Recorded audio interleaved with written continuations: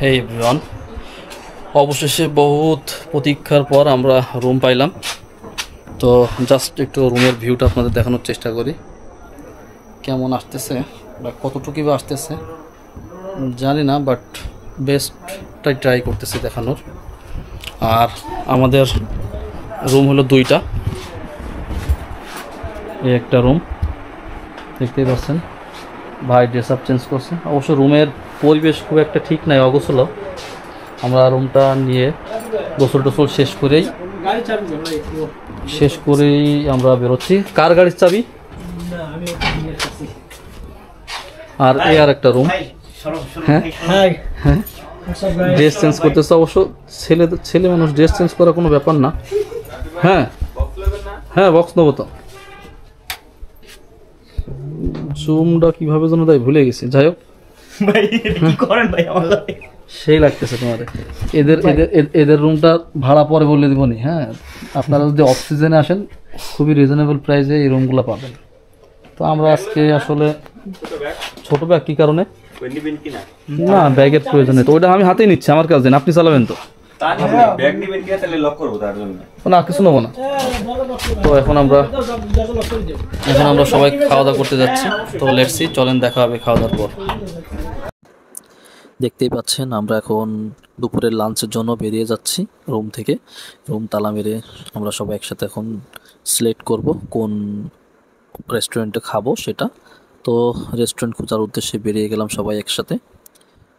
এখন bike start করব, দেন দুপুরের লাঞ্চ করে খাওয়া দাওয়া শেষ করে আমরা একটু ঘোরাঘুরি করব, কারণ আমরা সবাই টায়ার্ড, ঘুমায় গেলে আর উঠতে পারবো না। যার কারণে যতটুক দেখার খাওয়ার অর্ডারটা দিয়ে আমরা ঘুরতে অলরেডি বেরিয়ে যাব দেখার জন্য। এমনই একটা প্ল্যান আছে মাথায়। তো যাই দেখি কি অবস্থা, কোন জায়গায় বসা যায়। তার আপনারা আশেপাশে অনেক রেস্টুরেন্ট কিংবা অনেক হোটেল পাবেন। আর একটু ভিতরের দিকে গেলে আপনারা দামাদার করেও খাইতে পারবেন, প্যাকেজে খাওয়ালে আপনাদের খরচটাও কম হবে। আমরা যেটা করছি এখানে কাশবন যে রেস্টুরেন্টটা, আমি এর আগে গিয়েও এখানে খাওয়া দাওয়া করছি, এখানে খাবারের মানটাও যথেষ্ট ভালো। তো আমরা এখানেই খাবো আজকে। তো আমরা খাওয়া দাওয়ার উদ্দেশ্যে চলে এসেছি। তো পৌঁছায় রুম টুম ঠিক করে চলে আসলাম এখন দুপুরে লাঞ্চ করার জন্য। কাশবন রেস্টুরেন্ট দেখতেই পাচ্ছেন। আর আমি অলওয়েজ আসলে এখানেই খাওয়া ট্রাই করি, যার কারণ এখানে রিজনেবল প্রাইসে আপনার সব কিছু পাওয়া যায়। এবং এই জায়গার যে হোটেল ম্যানেজমেন্টের দায়িত্বে আছে উনিও খুব ভালো, বিনয়ী। এবং আগে এটার উপরে ছাদে ওঠার ব্যবস্থা ছিল, বাট এখন বর্তমানে নাই, সংস্কারের কাজ চলতেছে। তো রিসেন্টলি আপনারা যখন আসবেন উপরে উঠতে পারবেন, হয়তো উপর থেকে খুব সুন্দর ভিউ দেখা যায় এবং প্রকৃতির সাথে বসে আপনারা দুপুরের লাঞ্চ, রাতের ডিনার সবই করতে পারবেন। বাট এখন আপাতত বন্ধ আছে, কিছুদিন পর এগুলাও পারবেন। তো সবাই খাওয়ার জন্য আসলে পাগল হয়ে আছে, পেটে প্রত্যেকের ক্ষুধা। এখন আমরা খাবারের মেনুটা দেখব এবং অর্ডার দিব খাবারের। আর আমরা চুজ করলাম যে প্যাকেজেই খাবো, 700 টাকার এই প্যাকেজটা আমরা অর্ডার করি। এরা দুপুরের খাবার দিবে, রাতের খাবার দিবে এবং আগামীকাল সকালের খাবারটাও এরা এখান থেকে দিবে এবং খাবারের মানটাও আলহামদুলিল্লাহ ভালোই হবে আশা করি। তো আমরা খাবারের অর্ডার দিয়ে চলে গেছিলাম, আমাদের খাবার অলমোস্ট রেডি। ভাই, তা আমাদের দুপুরে কি খাওয়াচ্ছেন তাই বলেন? আমাদেরকে দুপুরবেলা হচ্ছে যে বাম্বু চিকেন, ভাত, ডাল, সবজি, আলু ভর্তা দুপুরবেলা হচ্ছে যে বারবিকিউ অথবা বাম্বু বিরিয়ানি। সকালবেলা হচ্ছে ভুনা খিচুড়ি, ডিম কারি, চাটনি, সালাদ। বাহ, এখন আমাদের বাম্বু চিকেন রেডি।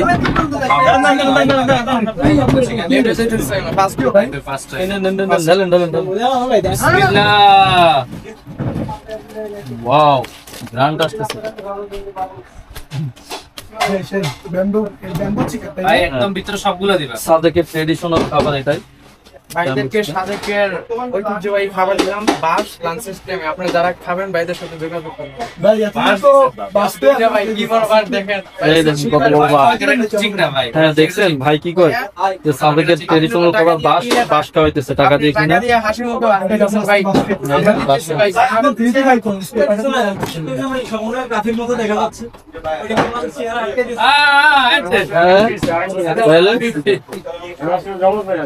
সেটা তো মনে হইতেছে বয়ও যায় না যদি বউ। চিটাগং। এই যে আপনার 7 জনের চিকেন। তো আমরা এখন খাওয়া দাওয়া শুরু করবো। সব কিছু প্রসেসিং শেষ করে আমরা খাওয়া দাওয়া শুরু করলাম সবাই একসাথে। খাওয়া দাওয়া শেষ করে আমরা একটু ঘোরাঘুরি করব, দেন রেস্টের জন্য আমরা আমাদের রুমে চলে যাব, কারণ সারা রাত আমরা বাইক ড্রাইভ করে এসেছি। তো খাওয়া দাওয়া শেষ করে বেরিয়ে যাচ্ছে হেলিপ্যাডের উদ্দেশ্যে। হেলিপ্যাডে একটু ঘুরবো এবং আশপাশ দেখবো কেমন। তো আমরা এখন ওয়েলকাম টু মেঘপুঞ্জি রিসোর্ট।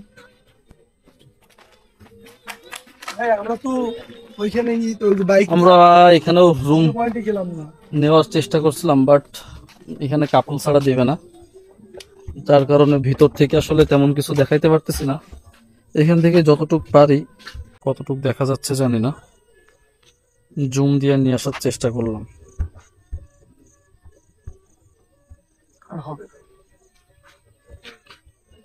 তো এই জায়গার প্রত্যেকটা রুম রেন্ট 5,000 থেকে 5,500 এবং 1 মাস আগের থেকে বুকিং দিয়ে রাখা লাগবে, তা নাহলে দিবে না। আর অবশ্যই আপনাকে ম্যারিড হওয়া লাগবে, আর না হলে গার্লফ্রেন্ড নিয়ে আসা লাগবে। সিঙ্গেল আসলে রুম পাওয়া যাবে না। আর এখানে নতুন আরো কটেজ তৈরি করতেছে, এগুলা কারা করতেছে জানি না, চলমান। কাবিন নামা আপনি যদি আনতে চান আনতে পারেন, কোনো সমস্যা নেই। কাবিন নামা আনলে হবে না। বুঝলি কি আমার গার্লফ্রেন্ড নাকি ভাড়া করে আনছে কি আর বুঝবো। তো চলেন দেখি আশপাশ ঘুরে। দেখতেই পেলেন আমরা সবাই একসাথে ইয়ার্কি ফাজলামি করতে করতে এখন চলে আসলাম হেলিপ্যাডে। আমরা হেলিপ্যাডে কিছুক্ষণ আড্ডা দিব। আড্ডা দেওয়ার পর আমরা রেস্টের জন্য চলে যাব। রেস্ট নিয়ে আমরা রাতে কিংবা সন্ধ্যার পর আবার এদিকে এসে সব কিছু দেখবো যে কেমন। হেলিপ্যাডে আসছি, হেলিপ্যাডে উঠবো। চলেন উপর থেকে আপনাদের হেলিপ্যাডটা দেখাই, হেলিপ্যাডটা কেমন। আসলে খাওয়া দাওয়ার পর একটু হাঁটাহাঁটি করতে কষ্টই হয়। কেবল মাত্রই আমরা লাঞ্চ শেষ করলাম, করে আবার উঠতেছি হেলিপ্যাডে। তো আসলে সাজেকের হেলিপ্যাড থেকে পুরো সাজেকটাকে মোটামুটি ভালোই দেখতে লাগে। তো সেই সৌন্দর্যটাই আপনাদেরকে দেখানোর চেষ্টা করতেছি। চারি সাইডে সবুজ, কারণ এখন বর্ষাকালে পাহাড় অলওয়েজ সবুজ থাকে এবং এখন লোকজনও কম, কারণ আমরা এখন বাজে 3টা 3:30। আমরা লাঞ্চ টাইমেই হেলিপ্যাডটা দেখার উদ্দেশ্যে চলে এসেছি, কারণ এতটা যদি ঘুমাইতে যাই কোনো কিছু আর দেখতে পারবো না। তো সেই সুবাদে দুপুরের কিছু স্মৃতি তো রাখতে হবে, কারণ আমরা সাজেকে থাকবো একদিন।